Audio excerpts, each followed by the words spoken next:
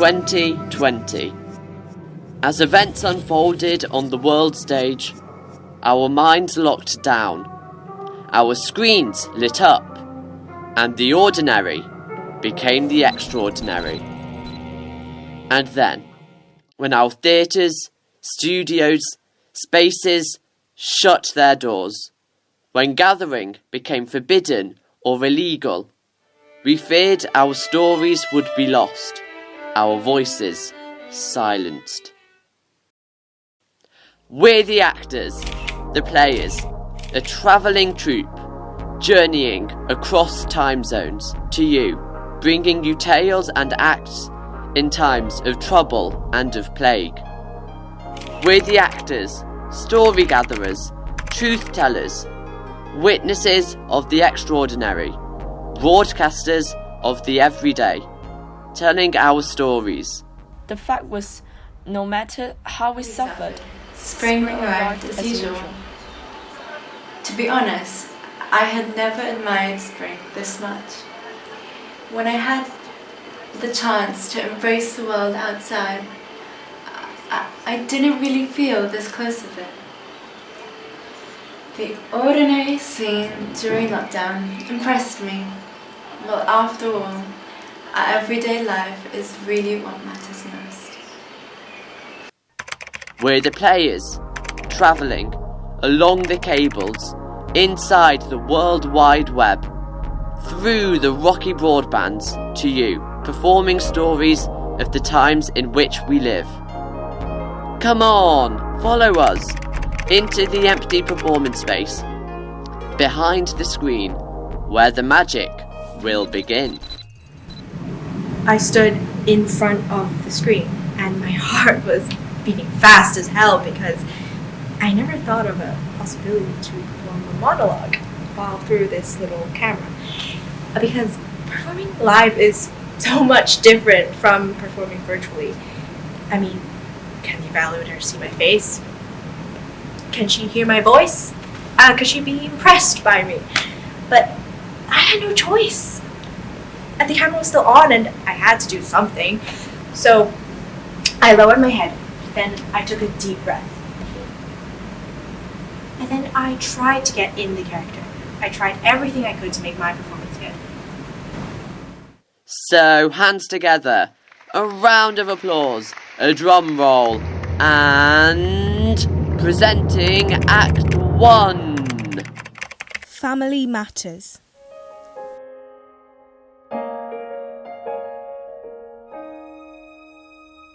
Every night I dream, people's faces so clean, but I wake up and scream because all I can see are the masks of the people in the crowd.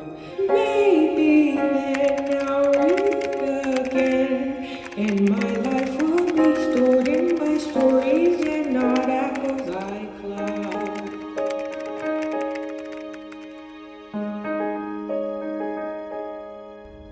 So, one thing I think that I was grateful for last year during the pandemic of 2020 was actually spending one of the main festivals with my family outside for the whole days. The experience was great. I was so grateful just to be with my family and to be spending it outside because I thought that I'd be spending Christmas indoors, actually at home, quarantined. And it was just 3 people. So it was my parents and me only. Okay, so over the summer in quarantine, I was sitting outside with my friends and I got the news from my mom that my grandma might have COVID, and I immediately freaked out because, well, 1 is my grandma and 2 it's like it was my birthday, and I was like, oh, I have already exposed people probably, and that's not good. So it really freaked me out, and it put me through a curveball in my life, but thank God she didn't have COVID. Three of us went to a emergency center in Hong Kong, and it was a bright and sunny day, and the day was beautiful basically, and it was so hot, but it wasn't humid, it was dry. And so many people went there, so many and there was a big Christmas tree in the middle of the town square, and there were people dotted here and there taking photos, some of them wearing Christmas masks. I was wearing a Christmas mask, and so are my parents. And it was, just looking around and just thought that this would have never happened. I thought this would never happen.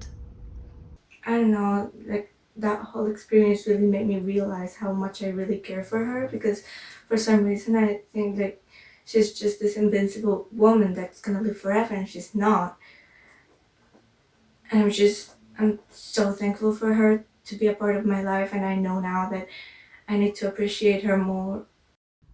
Quarantine was a dark time for me.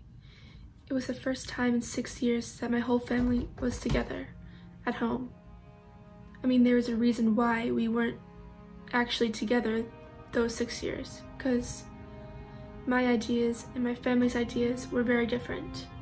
Turkish culture has many expectations of how a teenage girl is supposed to behave and act, and it's just not who I am. And I couldn't live up to their expectations willingly.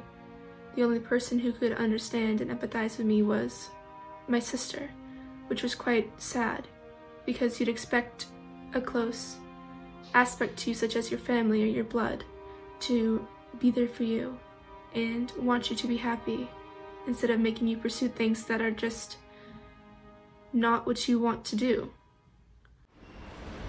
It was a Saturday night during August, I think. Yes, it was August. It was between lockdowns, and it was a time when the government said, go out, support your local businesses, eat all you want, drink all you want, spend as much as you want. I think that's what the message was. And during that time, me and my cousin decided to meet up finally after months and months of not seeing each other. We first of all met up at our house, had a quick catch up, let's go trade out, let's go get some drinks and get some food. And we went up to a place called Brew House, I think, some kind of brewery restaurant, I don't know. We both ordered huge racks of ribs, and we had it with a nice Danish beer. And the nice thing was, after that, we had a lot of money to burn after lockdown, so we hadn't spent on anything. We were treating ourselves.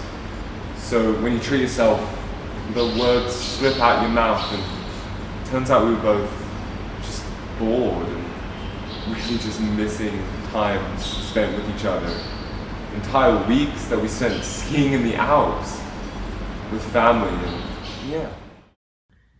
Sometimes I just felt like I was worthless, and my whole life was being decided for me. One night at dinner, I remember my sister and I just sitting there, and my family having accusations of how we live our lives, such as me wanting to pursue acting and that not being suitable. It's just a hot hobby for a girl, whereas at the same time my brother is just sitting on the table and doing what he wants when he wants to do it, which was very unfair. When we tried to speak up, we were shut down completely. It was scary to speak up, because we would be locked in a room, we would be screamed at, so it was a dark time. It's comfortable for me to speak about it now because I've learned how to deal with it, but at the time, it just felt like there was no way out of it, and quarantine was never going to end. We really did iterate a point while going over the cobbled streets of Chester in the dim evening light, that our family meant more to us than anything else, more than any friend could ever be, because the family would always be there, and friends just come and go. It's not like it's a bad thing, it's just a fact. We would always prioritize our bond as a family over anything else. That was reassuring. While some bunkered within their walls, others took flight, not even clear what they were running from. Every good story needs an action scene, involves a chase, an escape. Every good story needs a voyage home, an attempt to leave a place, or find a place. Performers, places, positions, stand by. Act 2. Getaway. Lights up on an empty space. Stage left, a departure board showing a limited number of flights. Times ticking over and over, showing delays and cancellations.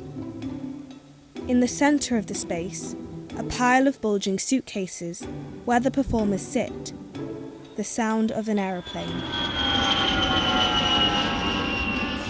So, towards the beginning of lockdown, for the first month and a half, we were doing absolutely nothing, and we were kind of getting sick of our lives. My parents were really strict and didn't let us see anybody else since, well, it was also new, and then my parents announced that we were going to California and that it would be better for family, and well, they said that we were only going to be there for 2 months. Then, well, 2 months turned into 3 months and 4 months, and 3 months turned into 4 months, and we were still there, and it felt like we were never going to go back home.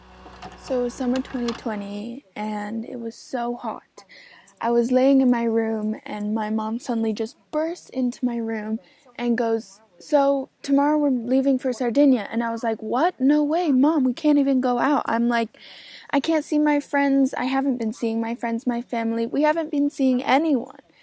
And my mom was like, "Don't worry, we're going to Sardinia. Don't worry." 2020 was a hard year for everyone, all for their different reasons. For me, we rushed to America so we could see our grandfather in his dying moments. We didn't make it in time, a couple of hours off. This didn't really help my mental well-being throughout 2020. I also felt guilty because I felt pretty lucky. For the first 2 months, we had somewhere to go, and we were happy, and things began to be more stressful. Then we had nowhere to go, and in 1 month we went to 5 different places, and each time we went to somewhere else, we didn't even know we were going to go there until the next day, and it was worrying, and I felt guilty for feeling sad and kind of alone. And my friends were all telling me, "You're so lucky to be there," and I was so lucky to be doing something. Well, actually, they were all at home seeing each other and having fun. So the day after, we took the plane and we left for Sardinia, and I saw so many people that I didn't see for like almost all of my childhood, and I met so many new people, and I think it was just amazing. It was a great experience, and I think I had the best summer of my whole entire life. COVID does take, experiences away, but it also teaches you how to live with others and alone. It teaches you how to respect yourself and how to, it makes you build up character, because most of the time you have to spend it alone. But when you finally get the opportunity to stay with others, you see how you change during that period of being alone. This one time, I had a pretty disappointing encounter with a group of people. It seemed they noticed I had a mask on because they walked over and immediately started talking politics over Corona. It kind of annoyed me because the stuff they were saying were like, I shouldn't be wearing a mask because there's only around 1 million people infected with 7.5 billion people in the world. And that kind of annoyed me because it reminded me of how there are people in this world who only care about a problem when it affects them or their loved ones. And that really, really made me angry. TikTok has this algorithm called the For You page. They show you videos that they think you will like. And on my For You page, I've came across so many different things like cruises, which got me into a cruise phase. and I just wanted to go on a cruise for this month. And then there was the living in the United States phase, and again, I just wanted to live there for some time. And that algorithm, that For You page, helped me change because it helps me see what I liked, things I didn't know I like, and things that I have liked for so long but aren't really possible because honestly certain lives aren't for everybody. And I'm very happy that TikTok was there for me when other people couldn't be, because I could see my friends, I could see my family, I can travel, I can go to the places I like. I couldn't even go on a walk for the first month because I was trapped at home from March to, I guess, July, and it was very hard. TikTok was there for me, and TikTok was present when everyone else was absent. And though it felt at times that everyone was absent, we found a way to make connections across spaces in ways we never imagined we would. Cue Act 3. Closer. An empty space. Darkness. In the dark, we hear the sound of a mobile phone ringing. 3 performers on stage. Their phones light up, illuminating their faces. Well, at the beginning of virtual learning, I felt a bit lonely, and the whole duration of virtual learning was very, very lonely. I think I really enjoyed the moment I got to talk to my friends, and they've all live in different countries and were big movings at the time. So most of the time I didn't get to call them because it was too late at night. Whenever I did call them, it's really late at night, and I was tired, cranky. I think they're such a good friends that they made me have a smile on my face every time I call them. So it was around beginning of April, and Nairobi had just gone into a lockdown. And basically our city was closed, and you couldn't come in nor out to prevent the spread of COVID-19. So we were stuck here, and online school had just begun, so we were all doing Zoom school, and which is really tiring, and after a while just got boring. So one day when I was sitting at my desk and doing school, obviously, I got a notification on my phone, and I checked it, and it was, "This person added you to the group." So I checked to see what it was, and it said they were asking if like a bunch of my friends and I wanted to hang out. I think the most impactful thing that has happened in 2020 is accepting the fact that my seniors are going to university, and that they're all going to their respective countries and places to get a degree. I feel like I owe them a lot because they've been teaching me about school stuff, and I'm gonna miss them a lot. They taught me how to do a lot of things. I felt like they were really good friends as well because they didn't discriminate between my age, and I felt like I really fit in with them. And yeah, I guess I just owe them a lot, and I'm just really grateful that they were there for me. And so I was obviously down to hang out with, and I was super excited. So we all agreed to meet the next day at Karura Forest, which is a forest just in Nairobi, and it's really, really nice, and it's not too big. But yeah, so we met there and decided to go on a 5K walk. And so we just walked and talked, and we had a lot of fun. And I feel like after that, we all grew a lot closer, and we spent like a lot of the rest of the walk down hanging out together and doing other really fun stuff. So I feel like that walk all brought us kind of into our sense, like it doesn't have to be as bad as we think it is. It's not always as bad as we think. We found ways to connect with strangers and old friends, also with those who'd been standing unnoticed, not on the stage, but in the shadows. Everyone ready? Act 4, Two Sisters. Lights up on an empty space. Stage left is a wooden platform made to look like a bed. A performer sits on it, lit by a desk lamp, beating out a rhythm on the side of the bed with drumsticks. Stage right, a performer bathed in a blue light lies on a wooden platform that resembles a deck. They look up at the night sky.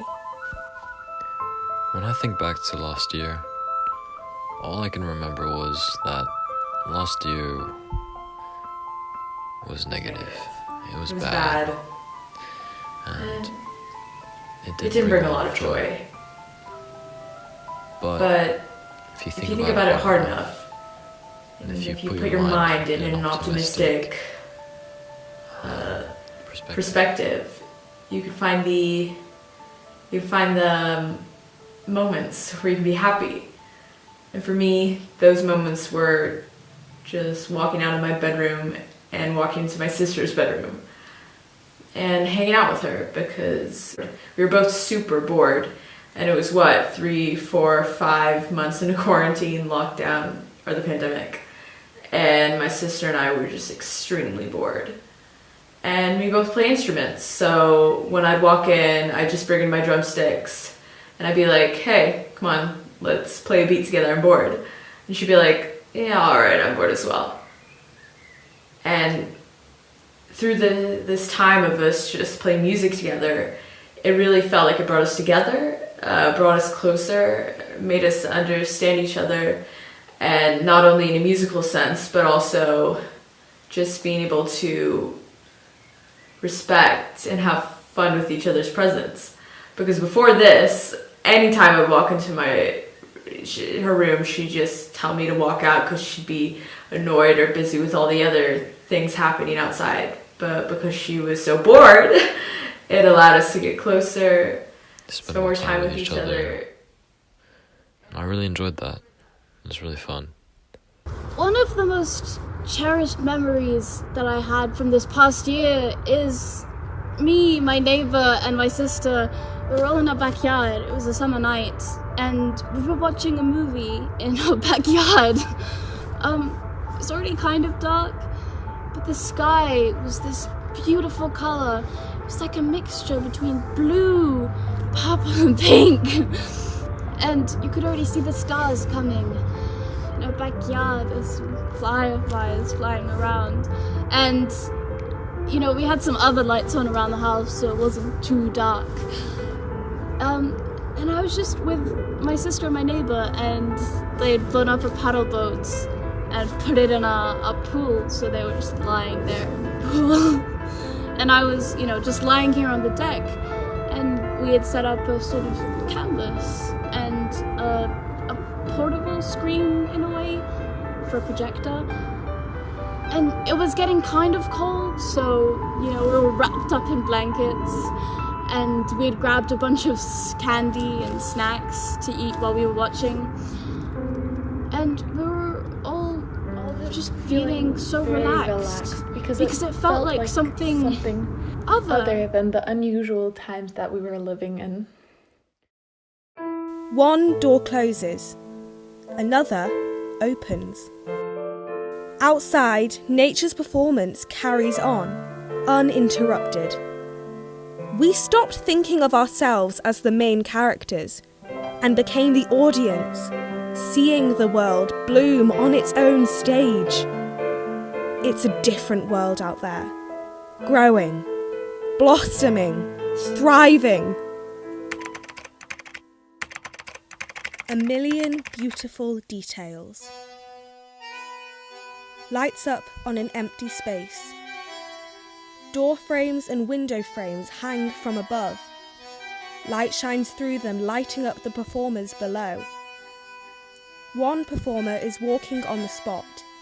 Another is jogging. One is leaning against a bike. Another is sitting on the floor, knees up, looking out at the horizon.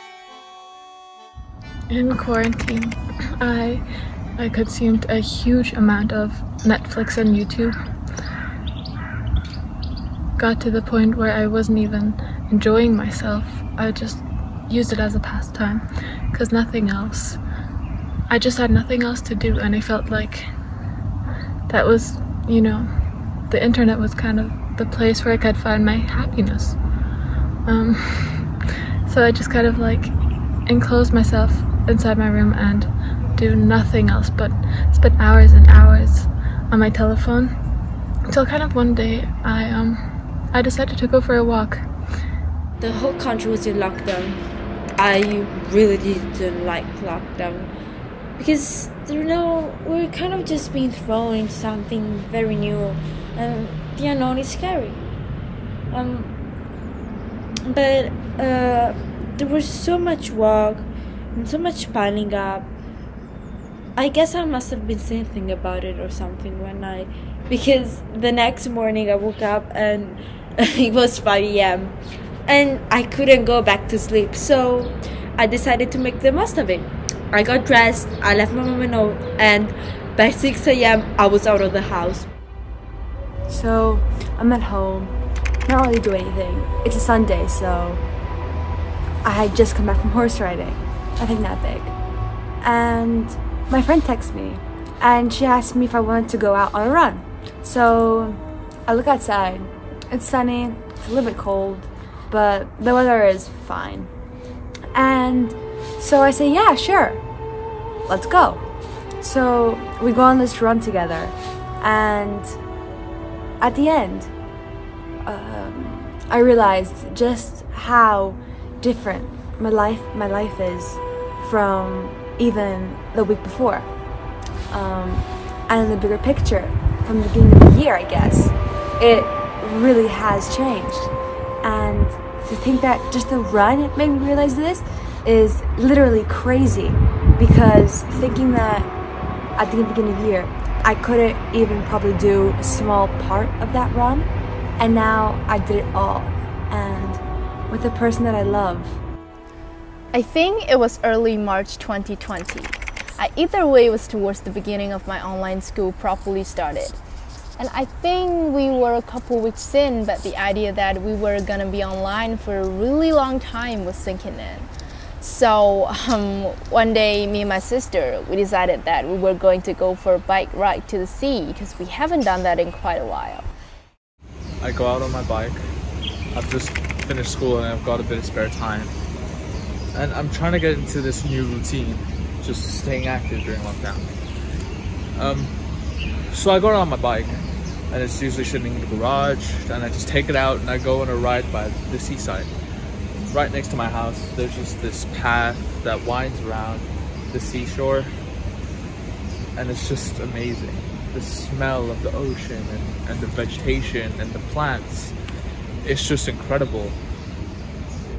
I'd go there walking with my dad after online school was over, and it really helped me to clear my mind. No matter how much I didn't want to go, I would always get so annoyed. My dad, always managed to drag me out of my little Corona cave somehow. So we went down the usual route, and there was no one on the bike path, which was really surprising. But because there was nobody, we decided to go really fast down this long and straight road, which, looking at it now, it was dangerous. Yes, but it seemed like a good idea at that time, so we went with it. And at one point, it went downhill, and it was that feeling where you could hear the wind rushing past your ears, and you could feel your hair whipping in the wind, and it felt really nice, especially after we had basically just spent the whole day sitting down at our laptops. It was only just a walk around this village that I'd kind of spent like 10 years in.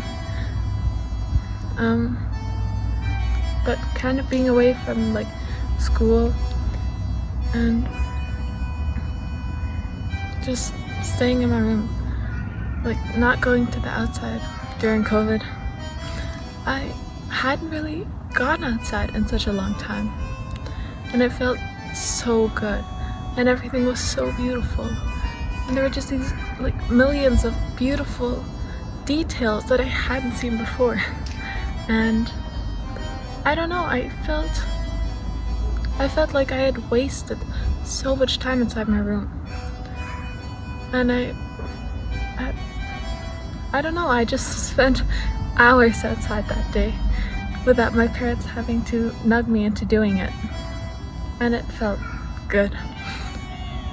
I felt like I could finally breathe, if that makes any sense. But, you know, nature was there for me. And while the world outside grew green and bright, inside we sat in front of our screens, projecting ourselves much further than our bodies could go. Two contrasting worlds, two sides of the same coin. Heads or tails? Screen time. Lights up on an empty space. At the back of the space is a giant white screen on which all of the following scenes appear as projections. The audience sit in darkness.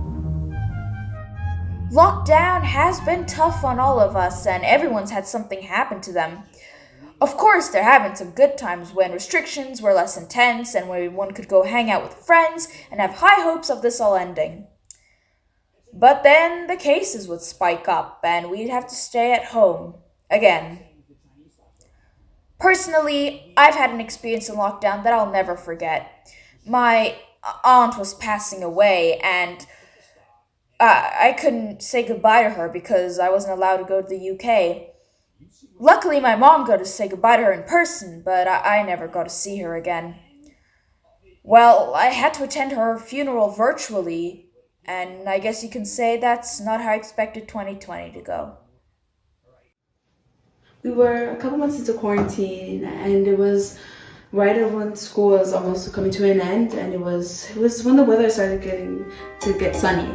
And I remember being up really nice morning, you know, sunny outside. We were all like in pajamas still, because it was like really early, like 9 o'clock. And I got up. I was the last person to get up, right?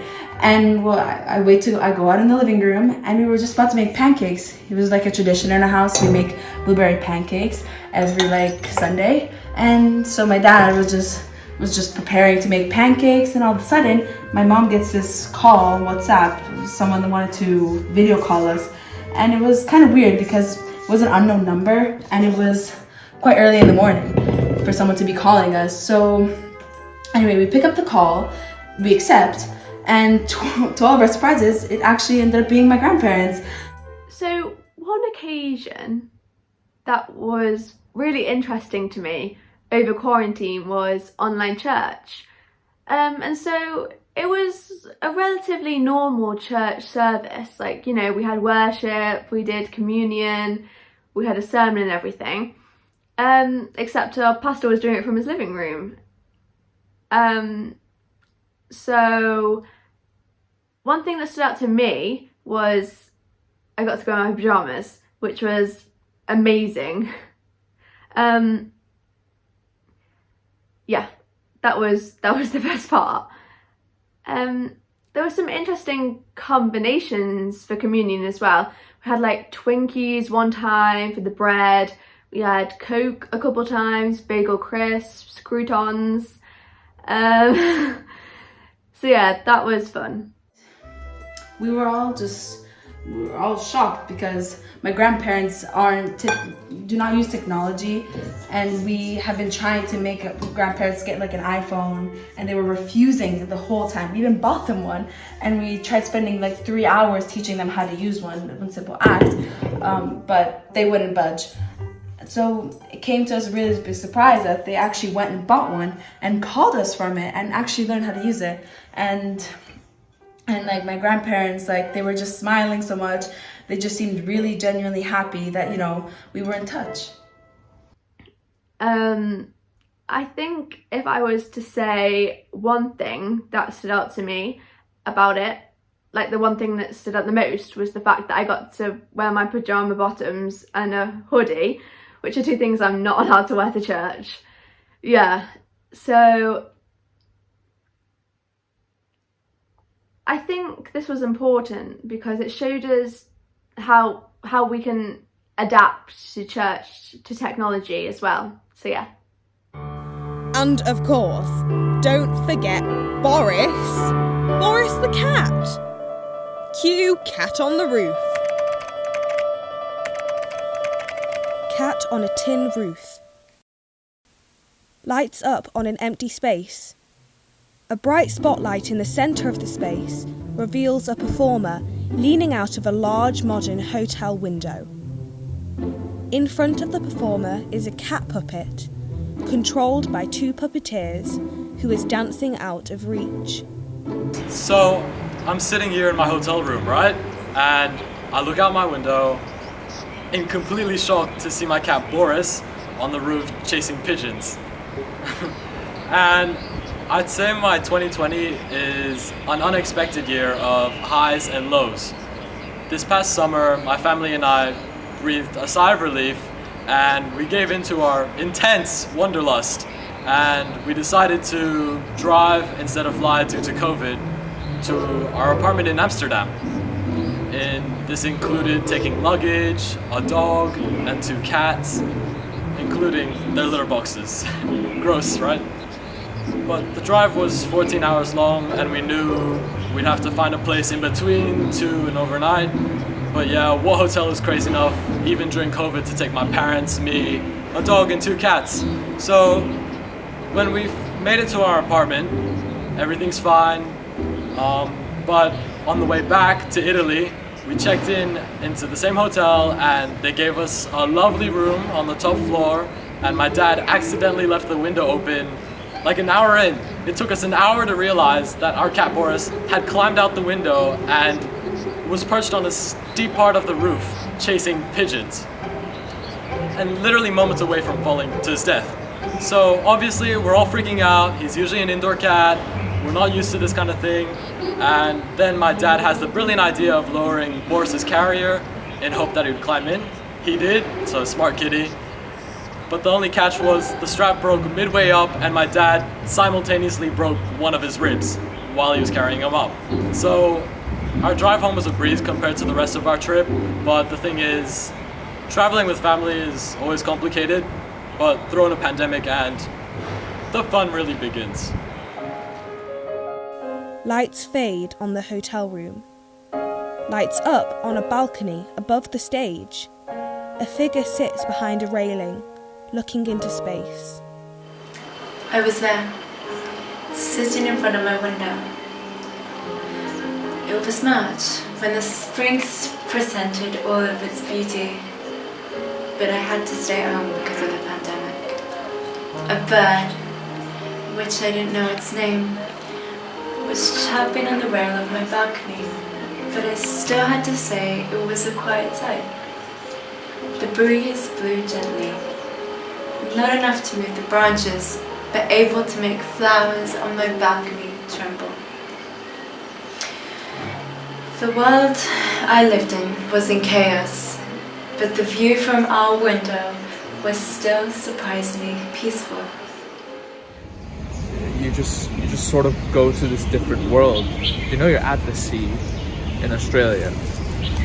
The breeze, the cold breeze from the sea, just makes the ride so easy, so seamless.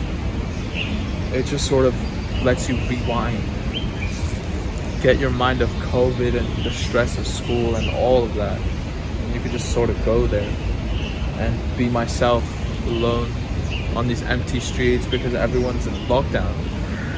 And I'm alone there, basically, feeling all the waves. It just became a part of me that And I continued this even after lockdown. The sun was out, and I was really thinking about how different it is now. And how, for example, the smell. Before, you'd be able to smell the restaurant or the toxic car fumes. And now, you'd be able to smell the flowers and the grass and the nature. And the same goes for noises. You'd be able to hear people talking because there's obviously sound. And engines. Now you can hear the birds chirping and the trees flowing in the wind.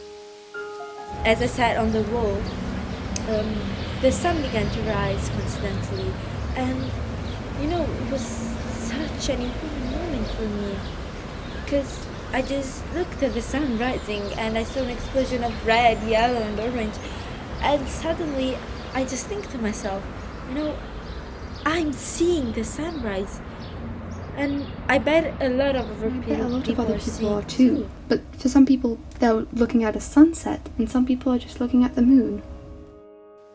Here, each in our own world, some of us staring at the moon, and some of us looking at the sun. And yet we found a way, across the miles, to hold each other's hands.